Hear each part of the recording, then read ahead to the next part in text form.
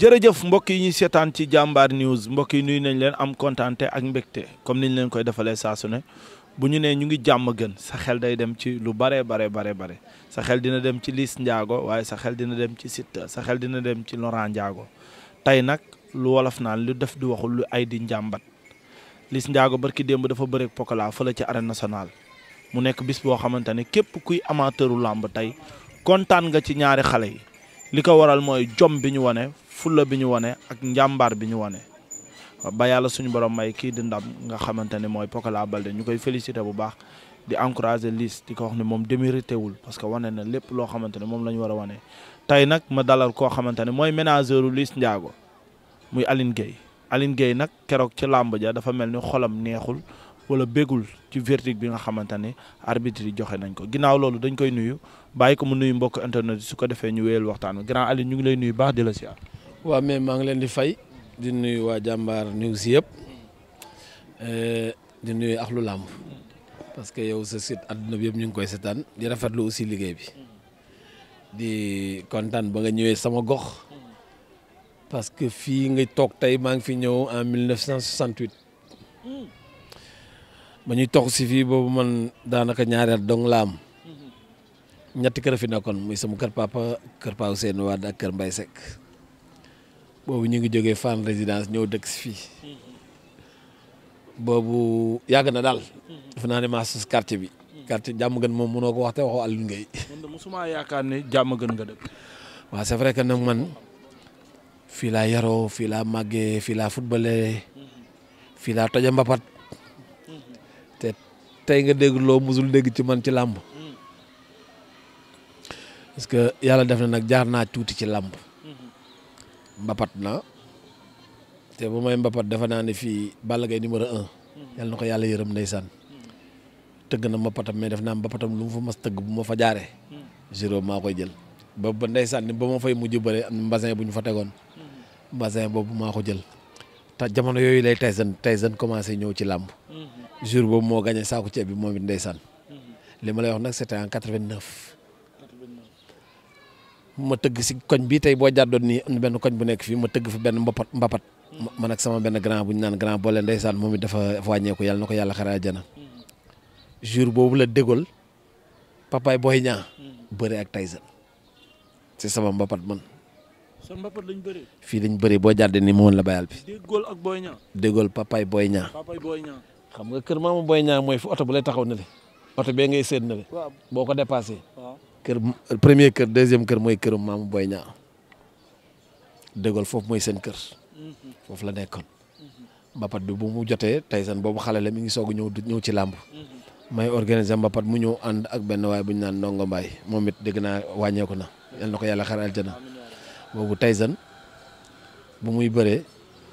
benn mbindeef boobu rek la doon àndal ci mbapat Ndongo Mbaye boobu ñoom ñaar ñu ñëw bu mu ñëwee nag toog ma nag jëm naa ko dugal sax sama kër mun ma déedéet fii baax na daal toog ci pied bi ndeysaan nangul dugg si biir mi ngi yaru baax ñu ñëw ñuy compétir ñu dem ba Tyson sonal gars yi dégool ñëw sumeeku ñoom ñaar ñu bëri fi Tyson daan dégool fi jamono yooyu maa ngi mbapat Modou Gueye mooy doomu dégool Boy Niang 2 boobu xale bu ndaw la su may bëree mbapat yaayam aana donc dafay ñëw fekk ba ma toog avant ñuy bëre ñëw uufal ma ko ba naan ko kii champion lay doon boobu aana daf bëgg làmb fu làmb ji sàjjee aana jël na chaise am ñëw toog commencé seetaan uuf Boy Niang moo tax ma ne ko yow Boy Niang dafa da nga mbapat ak Boy Niang. kon Boy Niang bëree rek ko jig. non moom bëree rek ko jig. bëreewul mbër la bu bëree mbër. lu mu am ci làmb da ko war a am ci làmb parce que man nag dama fekkee. parce que dama naan toog ñu ma koy uufal boobu parental la li ma lay wax nii boobu parental la. ñu ma koy uufal nii su ma ko uufee ba ma war a bëre ji. daal di koy dem delloo ko aana daal di dem jël sama ngemb dem ngemb bëre li ma wax lu yàgg la tey boo ko waxee aana nii boo demee wax ko mun la loolu kay lu am la. mbapat bu mi ngi nekkoon ci booru guy gi fii boo yéegee pont bi wàcc boobu fa lañ daan organiser mbapat boobu waaw bon loolu moo tax man la am na lu ma def ci mbapat ak lu làmb découvrir guñ ma bu baax a baax parce que xamuñu loolu ci man waaw moo tax man la làmb ñun ñu ci nekk yëpp ku si nekk am benn jaar-jaar boo ci def ba egsi fii du hasard nga ñëw tey fii parce que man li may wax ci ay site nii barewul fi ma toog nii net laa toog benn jour liis boobu xaw ma ko. nga li ñu jóge yoo nii parce que xale yi ñëpp a tolloo mu daw ñëw fekk ba ma toog mu daal may nuyu ni ma père mi ngi sew ni ma père ma ne nga père Alioune Gueye man dama bëgg a bëree quoi ma tourné xool ko ak tuutaay bi mais ba ma xoolee kaw gi xool bi triceps yi xam naa ne kii bu entraîné dina nekk mbër ma xool tànk yi mu sew ma ko da nga bëgg nekk mbër mu ne waaw ma ne ko ah soo bëggee nekk mbër sa tànk yi nga may defaral il faut nga dem nga liggéey sa tànk yi soo liggéeyee sa tànk yi non ma wutali licence léegi ma def la champion mun père yaa ko wax de ma ne ko defal loolu mun ma ñaata moo nga may te li muy wax yëpp siggiwul xool ma pour wan la rek booy bi yar gi ci moom siggiwul xool ma mu ne ñaata mois nga may pour ma développer pour samay tànk rëy ma ne ko non mois dafa tuuti jël sa temps rek màgg bi bëgguma nga forcer sa màgg yow daal entraîner ma rek man boo waree bëri naa ko xam 4 mois laa ci teg wala 5 mois ba ma gisaatee booy bu mu ñëw taxaw sama kanam ma xool ko xàmme ma ko mu ñëw ma père ñëw naa de ma xoolaat ko ma ne ko ñëw naa ci lan mun ma père ma fekk la fële nga ne ma woon ma ne ko ah ok ma xool ko ma ne ko waaw léegi moom mat nga bëree ma ne ko indi ma sa carte d'identité mun ma carte d'identité taf ma ne ko suba nga ñëw suba ma defaral ko licence may tëgg làmb Iba Mar boole ko ci muy premier combat am mu dem arène ba fecc gi toj arène bi man leen mbër feeñ na si laa commencé nag di liggéey ak moom ba yàlla def ma egg si fii ma egg si tey te xam naa ni dimanche li nit ñi gis si moom mën na dépasser loolu parce que xamuñu capacité yi si xale bi man maa ko daan tere xeex parce que dama ne ko parce que xam naa ni mën na xeex parce que ay magam am na boxeur yu nekk ay magam yi nga xam ne ay boxeur lañu magam bi nga xam moom day def MMA donc moom dafa juddoo ci milieu bi nga xam ne ay milieu sportif lañu muy moom di Laurent ma ne ko nag sa xeex bi boo ko nëbbul pour mu butal la combat dina jafe parce que xam naa nag mbër buy dóoree duñ la jël Malick Niang loolu ma yàq carrière am ne ko da ngay dem may dencal xeex bi fii ak jaaduwul bul génnee xeex bi parce que boobu xamoon naa ni pour boobu maa ngi am lu may tabax moo tax dimanche ba mu ñëwee génnee xeex mu jaaxal ñëpp. mais xeex bi est-ce que prévoir ngeen ko ci combat bi. non ñun loolu lañ ko sant. ñun si xeex lañ ko sant ñu ko leneen parce que bu mu ñëwee ci man leneen rek laa war a mu ne ko yaa dàq bëre. yaa dàq xeex leneen rek laa bëgg ci yow mooy doole soxla ma leneen doole rek laa soxla ci yow soo amee tuuti doole Pokola bu amee 100% yow boo amee 60% 75% mën ngeen bëre. foo teg ne moo dàq bëre moo ëpp doole. non parce que moo dàq xeex. moo tegoon loolu. Pokola dama yéex a xam kuy papaam. Pokola papaam bu may bëree daf ma daan supporter man rek la bëggoon. muy As Mbaye boo tourné nii seen koñ mi ngi ci ginnaaw sorewul dara mais xaw ma ne moo jur booy bi ragal naa ne sax su ma xamoon ne moo ko jur combat bi di taxaw. waaw début bi su fekkoon xam naa ne mooy papaam non parce que kooku papaay booy boobu fii la dëkk. moo yar liis papaay Pokola moo yar waa koñ bi moo leen yar booy yëpp moo leen yar fii buntu ko ñoom liis lay jaar dem dugg kër dégol donc fii la nekkoon après lañ may soog a wax ni ma booy bi As Mbaye moo ko jur waaw donc xale boobu aussi bu nekkee mbër war na ko mën a nekk parce que papaam nag am na jaloore yu mag yi nga xam ne def na ko fi parce que papaam champion la kenn du laal tànk yi moom nag gisaguma qualité yi ma gis ci papaam ci bëre gisaguma ko ci Pokola papaam njool la woon te papaam yàlla daa def moo takkoon yaayu xale bii di bëre tey Cheikh Niang Cheikh Niang bu Thiès bi doon bëre ak Jili papaay Pokola takkoon na ko moo tax xale yi ma leen di wax lenn mooy xale yi nga xam ne supporteru liis yi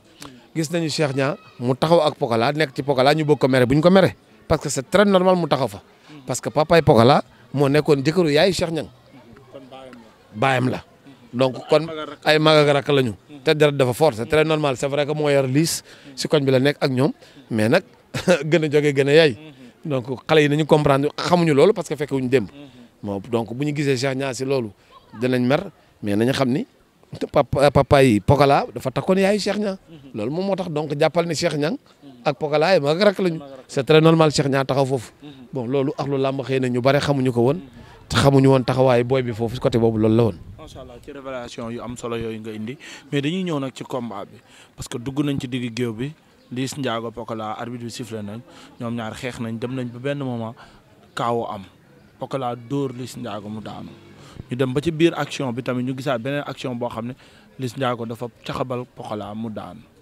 ñoom ñaar kon ku ci nekk am na benn jël boo xam ne am nga ci sa morom léegi loolu noonu temps bi jeex lan moo ci indi ménageur bi mel ni ku kontaanul yëkkati ay kàddu. xam nga lamb CNG buy changer règlement dafa war a avertir acteur de la lutte wax leen ni que règlement bi tel de changé nañ ko bind leen bari entité yi barewuñu bind kuréelu manager yi bind kuréelu entraîneur yi ku nekk kuréel gu nekk mu yónnee fa circulaire xam nga bu njëkk ba boo sottee nit gàllaaj avant combat bi commencé dañ la jox avertissement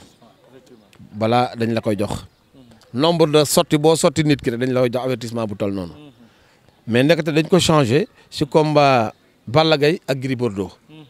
ñoom ñaar ba ñuy bëre avant combat bi pare avant ñuy commencé bëre ku si nekk am nga lu mat 7 avertissement léegi nag CNG bu mu jógee ci loolu xam nga donc combat boobu warul woon am 7 avertissement parce que avertissement 5 la yem donc logiquement suñu waxee dëgg rek Balla Gaye Gris Bordeaux jour boobu waruñu woon sëgg mais pour respect bi ñu am ci amateurs yi moo tax ñu bàyyi leen ñu bëre mais waruñu woon bëre parce que loolu nag si foofu la CNG jógee ni léegi su nit dafa xëppatee nit gàllaaj non dañ lay dagg sa xaalis mais nag ma jàpp ni loolu injustice la. maanaam dañ lay avertir mais avertissement yooyu pour dagg sa xaalis kenn du la jox avertissement dañuy bind ci rapport bi ni yow mbër sàngam sotti nga sa adversaire nangam bu ko defee ñu dagg la ci loolu 10% mais 10% boobu ñu dagg CNG waru ko jël kan moo gaañule kan moo yàqule ki ñu sotti moom lañu ki ñu tooñ kooku la ñu war a jox xaalis bi. mais CNG warul jël xaalis boobu léegi tey man sama adversaire tooñ naa ko sotti naa ko gàllaaj ba pare joxuñu ko avertissement mais xaalis bi ñu dagg ci moom aussi waa CNG téye ko léegi man miñ tooñ lan laa si gagné loolu de injustice donc règlement boobu aussi CNG da ko war a xoolaat ci règlement bi boobu loolu laa doon wax nag ma ni comme dafa si début bi noonu Pokola waroon na am foofu ñaari avertissement amul woon si loolu laa doon kaas. léegi nag si lañ ma wax ñoom dañ ko changé man leen beneen yoon bu ngeen changé te texte da ngeen koy bind nit ñi ñu xam ko parce que ay nit nag booy liggéey ak ñoom dafa am li nga xam da la war donc kuréel gi da ngay bind ñëpp xam ni changé nga nangam changé nga te règlement mënul dem ba ci digg saison nga koy changé da ngay bàyyi ba saison bi jeex nga daal di woote ñu ne lii kat bëgg nañ ko changé ndax lii boo tax ñu bëgg ko changé bu boobaa xëy na Alioune Gueye dina wax soxlam xalaatam Abdou Bakhoum wax xalaatam Massamba wax ma Demba wax ku nekk wax sa xalaat ñu xool xalaat bi gën ñu daal di koy def noonu lañ koy doxalee première action boobu ngay wax noonu xam nga arbitre dafa sifflé Pokola dóor benn coup irrégulier foofu arbitre bi warul woon woowaat ñu sifflé combat bi dañu waroon xaar ba xale bi reprendre ses esprits parce que dañ ko tooñ xam nga arbitre bu dee sifflé nga ñu dóor waa ji mu kaaw tey bu xale bi tey mënoon na yàq làmb ji su tëddoon ñu jox ko victoire man bokk naa si ñu ko tëddal xam nga lu ma tontu père kii bu mu tëddee dafa ma yeb kii foog ma duma ko ba pare mun ma père kii li ngeen ma santoon foog ma def ko ba pare foog ma duma ko ba pare du ma tëdd fii ñu may jox victoire. ak ni mu kaawoo noonu ba gars yi ne kii conscient watul. ni mu kaawoo noonu ba tëdd boobu man la doon waxal bu mu jógee taxaw nii ñëw si barrière boobu man lay waxal ma ne ko tëddal jël sa victoire comme mbër sa adversaire dafa fauté mun ma père su ma defee loolu du baax kii dama koy yar ba pare adduna bi yëpp nee nañ moo mën moo ëpp doole tey laa leen di wan ni maa ko mën maa ko ëpp doole te li ngeen ma waxoon laay def dama koy duma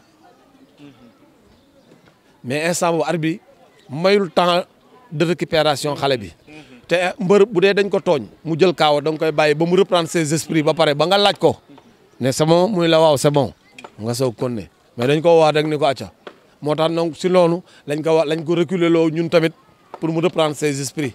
instant boobu la dem ba nga xam ne nag taxaw na nag ba pare nag soog a taxaw guerre ak moom te loolu yëpp ay faay la yi nga xam ne lu ñu war a lijjantiwaat la ci làmb te li ko may sax akas tuut mooy Pokola après da doon dem faju ci donc tey Pokola bu demul woon faju ji rek arbitre day sulliwaat automatiquement te loolu nag règlement yooyu yëpp dañ ko war a seetaat si yooyu yëpp nag da laa doon toog ñu siy wax si loolu laa doon wax noonu pour ñu xoolaat bu baax li ñuy def ci làmb parce que làmb nag war nañ ko xoolaat am na yi nga xam ne baaxul dañ koy dindi teg ko fee yi baax yi ñu téye parce que depuis si début làmb bi la tooñ yi commencé début làmb bi parce que ku si nekk da nga am sa itinéraire boo war a jaar Liss Ndiago bu muy ñëw moo waroon jógee côté EDK bi ñëw dugg arène nationale tranquillement Pokola buy ñëw waroon na jaar ci tribunal ba ñëw dugg si làmbam tranquillement ñoom ñaar fenn ndong lañ mënoon gisee mooy ci digg géew bi. kon joxe woon nañ loolu. non toujours dañ koy joxe woon nañ ko Liss xam ne fu mu jaar Pokola xam na ko manager am xam na ko xam ne fu ñu war a jaar mais ñoom jaaruñu foofu ñëw tase ak ñoom xaañ booy yu bari gis ngeen booy ñu si bari xaañ nañ leen Liss dañ koo xaañ dañ ko dóor xeer mais njàmbaaram a tax mu bëre booy bi nee naa lu mu amoon na 1000 chance pour bañ a bëre mais garmeem ak njàmbaaram a tax mu ñëw bëre Liss à 4 jours combat bi dafa gaañu si épaule sa boo seetloo si biir combat bi yëpp maa ngi travaillé épaule bi si biir combat bi yëpp maa ngi travaillé épaule bi boobu loolu la su ko neexoon day dugal tey médical def comme ñëpp mais ñëpp booy bi de yaram bi mooy dund làmb day dund làmb lu mu am ci àdduna làmb moo ko gënal donc Sénégal daal nañu xam ne am nañu mbër xale bi phénomène la bi nga xam ne te bëreegul de. Sénégal wala jàmm gën. non mais Sénégal booy bi il est international booy bi dem na Espagne gis ngeen lu mu fa def. gis ngeen lu mu def Espagne donc qualité yi yëpp dafa nekk ci moom. mbër la mi nga xam ne moo tax ba ñu jëlee Pokola ñu bare dañu doon wax naan ñu mais yéen mais père lu tax ngeen di jël Pokola mais Pokola moo leen mën nangam man leen bu jour baa ngeen weddi Pokola. mais Pokola li ma bëgg a xam Liss moo jël Pokola wala yow yaa jël combat bi wala xale bi moo toog ne bëgg na ndax Liss bi muy jël combat bi man xam naa ne Aline Gueye non gaw ma ne bu dee Liss moo ko bëgg gaw ma ne àndoon nga ci. barke alxuraan moo ko jël te ànd naa ci ku mu jël ma ànd ci xanaa gisoo ñu ma sitel sitel na la nii. ñu mu bëgg bëreel actuellement nii ñi ci kaw rek la bëgg bëreel. ci kaw te nag damaa soxla xaalis yow it damaa soxla xaalis. bàyyil ma lim ci kaw ay adversaire am bàyyi lim ku ma lim nga wax ba xam bëgg. ate limal koo wax rek man la bu ci bokkee man la bokk na ci. Liss Ndiago Zos. yoon la. Liss Ndiago Talfa. combat la yoon la bu baax a baax sax combat bu neex a neex. Liss Ndiago Talfa. combat bu neex a ngoog xaw ma sax loo xalaat loolu. Liss Ndiago guy gi ak Ada Fass ku daal. vainqueur ak vaincu yëpp bëgg naa waaw vainqueur ak vaincu yëpp bëgg naa demaatal. ma demaat demaatal yemul foofu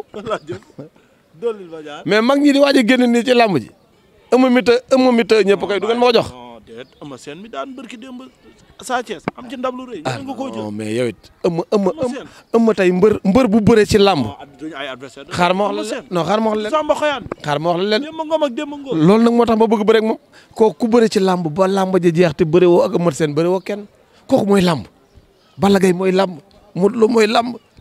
ñooñu dañu nekk ñi nga xam ni ñu bokk sa palmarès bëre naa ak ñooñu mais loolu c'est très normal xale yi loolu la ñuy rêvé képp kuy champion gëm sa bopp non leer na la ñii ma la limal nii champion yooyu ma la limal nii non il faut nga bëri ak ñoom mi ngi mel na jël Eumeu Sène yomb na mais mën ci Eumeu Sène dara moo jafe non Liss Ndiago nag mënul nee naa la leen dong laay jooyal sama mbër doole dong te bis bu ma jëlaatee combat bu ñëwaatee fii di ngeen xam ne xale màgg na de xam nga mu jëlee Pokola toll woon nii 1 mois la entraîné mel nii xale la 1 mois tey bis bu ma jëlee te combat 3 mois 4 mois bu ma ñëwee ci arène mi ngeen xool ku ma ci dóor nga wàcc léegi bàyyi naa sax ay jàppoo bàyyi naa ko non bàyyi naa loolu léegi kay dinaa la dóor ba nga ñëw nga jébbalu boo duggee samay tànk dootoo ko doole gis nga wax ko ci kaw ma dégg waxal ma dégg mais actuellement nii est-ce que promoteurs yi ñu ngi leen di woo di leen proposer ay adversaire ba làmb ji jeexee ci biir arène ba lañ ma commencé di woo ba ni may accès sama kër chaque jour ni may wax yow sama téléphone mi ngi sonné leer na ma xam naa kan la promoteur la te suupa bu ngeen déggul suba combat bi ginnaaw suba di ngeen dégg combat am taxaw na loolu ci man la desoon non ci man la desoon déggoo léegi bu ma koy sëkkatal léegi bu du ma entraîné ci sa kanam la waaw léegi da nee nga ko dama entraîné ma bi ma bëree ba léegi entraîné nga ne du yoon xale la bu bëree ba pare bu guddiwul sax dafa dem entraîné ci xale amul temps de récupération gis nga boy bëgguma sax ñu dëkk fii bu ñu entraîné ba pare ñii dañuy tukki suñu ku si jël combat nii da ngay tukki Laurent combat fii dafa combat mag jee tax mu ñëw nii mais sinon doo ko fi gis tabaski lu gën a garaaw kay mooy korité Laurent daa bëgg korité mooy ko doo ñëw xam nga li gën a neex si àdduna mooy nga am teraanga ba pare nangu ku la yilif te boy yi dañu nangu ku leen yilif xam nga loolu cër la loolu tey nga booy bi nekk extérieur woo ma téléphone ni ma père damaa bëgg ñëw correcté ma ne ko déedéet da nga am combat toogal entraîné ba combat lis bi ñëw mun père loo wax noonu la daal dem toog entraîné ci combat lis ko fi indi te léegi ngeen dégg dem na et malheureusement gis nga deret moo ko fi indi woon mbokk moo ko fi indi te ba mu ñëwee gis nga waa Pikine nag gis nga loolu nañ ko bàyyi xam nga jaraaf dem na football yi jaraaf ba ñuy génn auto police boo leen fa génnee ñu leen jugal ay auto police di leen yóbbu loolu day gàkkal deru Pikine ñi koy def duñu ay sportif ñooñu nag sportif yi nekk biir Pikine ñoom ñoo ñëw ni leen arrêté leen yii ngeen di def bokkul ci sport ñett la da ngay gagné wala nga match nul wala ñu gagné la mu jeex ñu gagné la taxul nga yaafus dañ la war a gagné nañ la point mu jeex mais nañ bàyyi violence amul dara Pokola ak Liss benn lañu te prochain combat bi xaw ma kan mooy tëgg làmb temps yi buñ tëgg làmb ñoom ñaar di ngeen leen gis Pokola ak Liss ñu àndandoo dem bàkku bégal amateur yi wan leen ni leen ñun duñu ay noon Pokola tey bu tuddee Liss doom war na ko Liss bu tuddee doom Pokola war na ko parce que mbër bu nekk beneen mbër bi mooy sa trésor léegi nag ñun encadreurs yi ñu war a xool ni ñuy waxtaane ak xale yi di leen indiwaat xale yi bu ñu ñëwee di déborder nga retourner leen tegaat leen ci yoon mais tey je vois mal tey nga nekk un responsable kilifa ba pare di wax bi nga xam ne mooy boole ay xale wax bi nga xam ne mooy ñagasal diggante ay xale non xale yi mën nañu waxante lu leen neex mais yow mi mag yaay sapeur pompier boo ñëwee yaay jouer apaisement yi loolu nag dirigeant yi nañu xam loolu man du ma cautionner benn dirigeant bu taxaw di wax beneen adversaire wu mbërëm di ko yàq musiba pour lan loolu yaa ngi incité violence bi nga xam ne xamoo loo fu muy commencer ak fan lay yem parce que kilifa nag kilifa lay doon da ngay xam da ngay am benn hauteur booy am benn grandeur booy am man tey làmb ji amoo ci frontière su ma gisoon Balla Gaye léegi nga ne moom laa faral mu gisoon Eumeu Sène léegi nga ne moom laa faral ku ma ci gis Modou Lo ñoom ñëpp bëri yëpp parce que loolu culte ñun noonu la ñu war a taxawaay boobu la ñu war am ci xale yi koo ci woo téléphone da la war a jël man ñooñu ñëpp ku ma si jël sama téléphone bu ma la wooyee dig ma jël parce que li ñu seq loolu la te xam nañu man faralu ma leen ma yor samay mbër mais tey xam nañ ni kii lii muy wax nii lii mu bëgg nii mais loolu moom mooy doxal seen métier parce que lamb ji ne ku ko yàq ñoom la yàqal de yàqal lu ñu ñun de parce que ñun am nañ beneen métier bu ñu def mais ñoom loolu mooy seen métier ñoom ñoo ko war a ñagal seen bopp waruñu nangu kenn ñëw di leen ko yàqal soo waxee ñu ne lamb dafa am violence ban violence moo fi nekk ban violence complexe yi rek ñoo bañ lamb ñun suñu sport national lamb la dañ ko war a gëm moo tax may lancer appel ci état bi dégg naa ministre Birame Souleye ba muy wax naan duñu parrainer kenn duñu nangam non boobu day soog a ñëw xamagul la xew là bu ko ministre des sports waxoon là je pourrais comprendre porte-parole gouvernement bu ko waxoon je pourrais comprendre waaye moom lañ ko dénk pétrole ba gaz ba ñun foofu lañ koy xaar mu ñoŋal ñu suñu pétrole bi ba nga xam ne askan bi dinañ ci gis seen bopp ñun foofu lañ koy xaar état nag li ma koy digal ci lu mel nii tey plus de 300 écuries ñoo am Sénégal écurie boo demee am na 200 personnes wala 300 lutteurs yu fa nekk yi nga xam ne amuñu xëy waa léegi boo amee ñu taxaw nag bëgg la jàppale ci loolu di toppatoo booy yi di leen defal la nga xam ne tey bu làmb amul woon tey da ngay jaar nii di dem ñun la kës na am ñi nga xam ne ñoo nangu li nga yore waa léegi nag am na ñu la encadré ñooñ da nga leen di dooleel du xaalis booy yëkkati di leen jox ñun soxlawuñ ko ñu jox xaalis tey da ngay dem ci société yi fi nekk nga ni société bu nekk boo dugalee sa loxo sport bul wax sax làmb da nga naan boo dugalee sa loxo si sport bu mu mënti doon ñu exonéré la yenn taxes yi foo dem nga waroon fay 500 millions par exemple en année nga war a fay taxe 500 millions comme dugal nga sa loxo sport léegi fayal 300